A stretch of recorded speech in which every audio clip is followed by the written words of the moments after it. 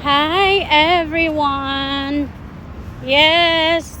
Naglalakad tayo mag-isa ngayon. Tingnan nyo guys, ang init. It's 9:04 now to my screen. OMG. Wala masyadong taong naglalakad kasi ang init. Ako lang oh. Look at that! Grabe! Ano ba tayo ngayong degree na to? So, andito ako sa Burj Khalifa, malapit. So, ayun na nga, continue the topic. Wala talagang naglalakad ngayon kasi ang init. Ang init ng Dubai. Jesus. Ako nilalakad ko lang kasi malapit lang yung home at work. So kahit mainit siya, kalmado lang. Okay lang siya kasi exercise na rin yun para sa akin. Kaya i-grab na natin to. Makakatipid ka pa, makapag-exercise ka pa, so pawisin ka pa, so at least reduce yung fat niya, diba? So kaya lang, carry. Syempre, ang init talaga yung singaw ng concrete na daan. Itong daanan. Grabe ang init. Super kainit. Grabe.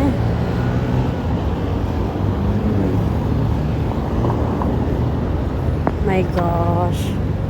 Sobrang init guys. Pero hindi pa ako pinagpapawisan. Wala pang pawis yan. So feel ko yung breeze ng init niya. Grabe, sobra talaga.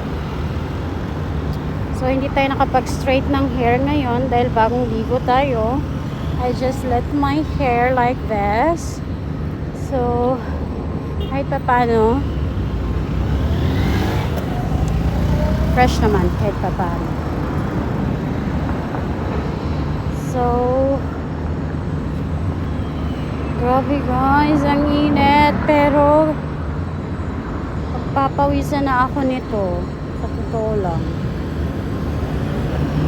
Maya mga after like 10 to 15 minutes ang walking ko. So it will take 30 minutes yung walking ko from my work to my home. 30 to 40 maximum. So dahil mainit ngayon, tinitiis natin yung init sa Dubai. This is life.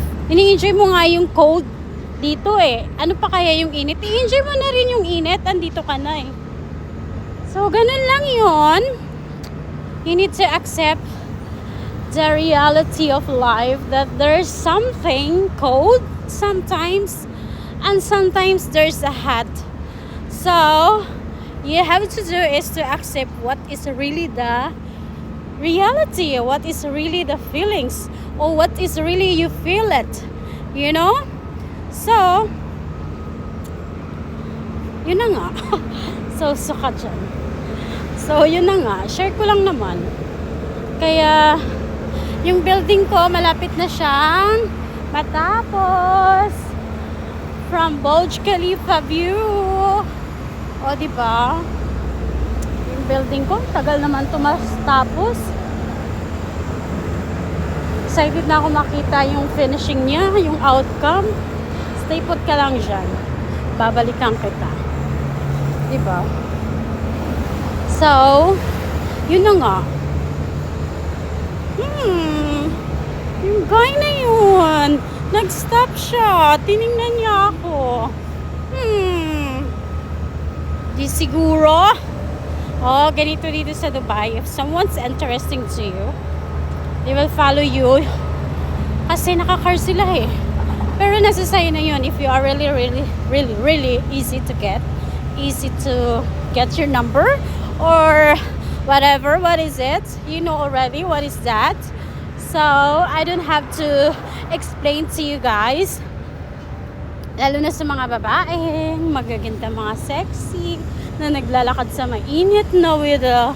Sino ba naman ang hindi magpapara sa ganito? Diba? Oh, ang gwapo pa naman niya. Ang gwapo niya. Handsome. Ah, shit. Landi ka, Joyce! Lola, bakit ba? Libre naman tumingin. Kakaalam ba? Diba? So, yung ang hairstyle natin for today, mahangin na mainit. As in, mahangin na mainit. Kaya, chinichika ko na lang kayo. Para naman hindi ako maburing habang naglalakad. So nakikita niyo yung background ko. We are here in UAE, Dubai. So, look at that. The surrounding is really good. And also, the view is really good. And also, it's clean. Very clean. So, maganda talaga tumira rito. Ang magbalak dyan, pumunta ng Dubai. Kung ikaw ang nasa Pilipinas, kung nanonood ka ngayon, kung meron kang enough money na ma-provide mo yung self mo dito, why not? Grab the opportunity if there is chance naman, di ba? So, grab it. Kasi, minsan lang mangyari sa buhay yung ma-experience mo yung buhay dito sa UAE, which is I live here almost 16 years now since I live here. So for work and also the lifestyle, and also Dubai is the biggest one of the expensive country, but it's really affordable for some of the food, especially on that hindi sila yung tipong minamahalan nila yung pagkain, kasi ang cost of living dito is really affordable. Pero yung renta lang ng room or flat, if you prepared to take the studio type or 2 HBK, 3 HBK, so it's more expensive, but you need to prepare yourself because you have to be settled that you have stable money, stable work, or what if that's the reason why you need to leave this country. Hindi naman siya masyadong mahigpit sa mga ibang bagay, pero kailangan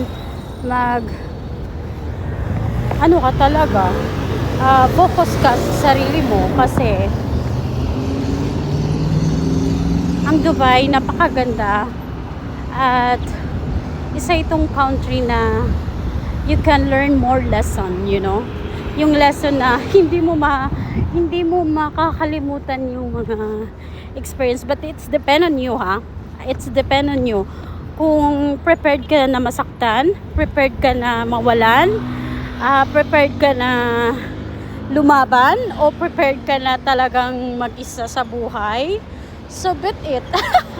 So dahil ganito talaga so sana makita natin yung right guy natin, dahil mahirap naman mag-isa habang buhay, diba? So it's up to you.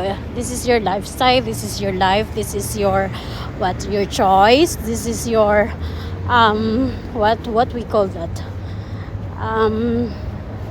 kumbaga pinili mo tong buhay or itong path na to, so you have to do is to be strong, yung mentality mo, yung heart mo, yung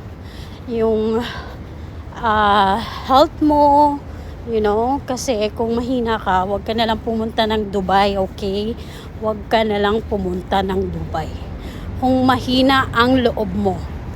So yun lang suggest ko sa inyo.